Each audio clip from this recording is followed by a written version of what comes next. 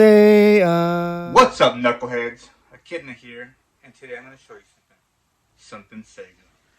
Today I got this Castlevania Bloodlines. That's pretty cool. I knew I had it, but at the same time I forgot. So there's the front, and well, I'll say it in a bit. Spine, the back. I'll read that as always.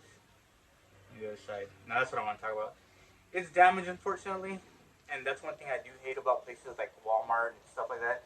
They'll put the spider wrap, and like it damages the box when it grips it. So thanks a lot, as a collector, it's kind of frustrating and annoying when they do that.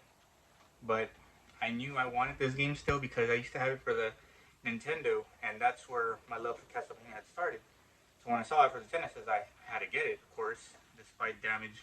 Um, The funny thing is, I remember the one for the Nintendo more than I do for the Sega. I don't even really remember the gameplay. I remember it still being hard because Castlevania games are usually hard.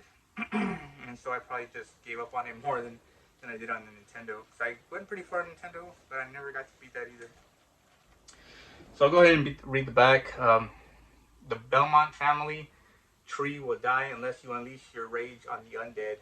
Time refuses to forget the Belmont family's horrifying bloody destiny, and in 1917, two of its descendants are summoned by fate into epic battle.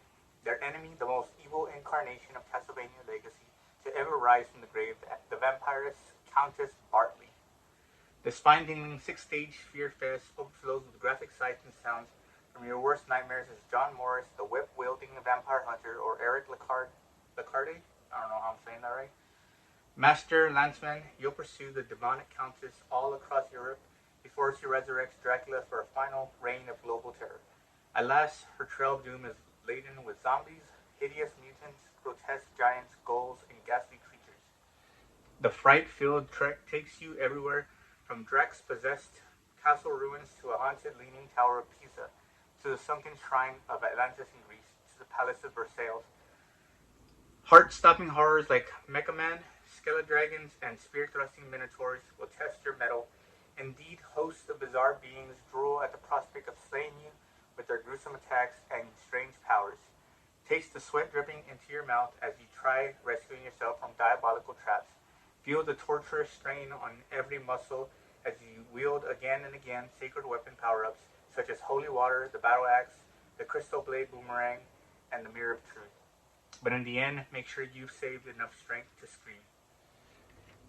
So it's one player. It's rated GA for general audiences, and I've always hated these. Again, I'm going back to the case.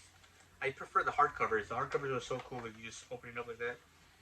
This, you take the top, which every time you do that, it's gonna bend a little bit, and then the game is inside.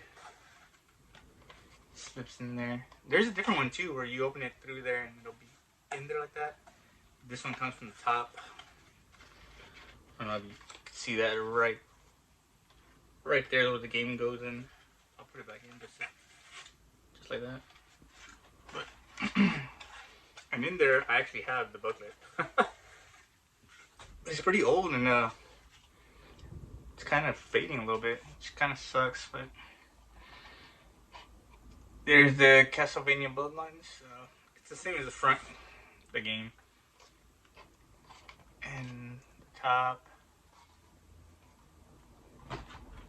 And I think I showed this already, but just again, booklet. I don't want to go through all of it, just the page open. But there is another thing about more reading about it, but I won't do that. I just read the back, because if I didn't have this, you wouldn't know. But that's it for today. Gotta go.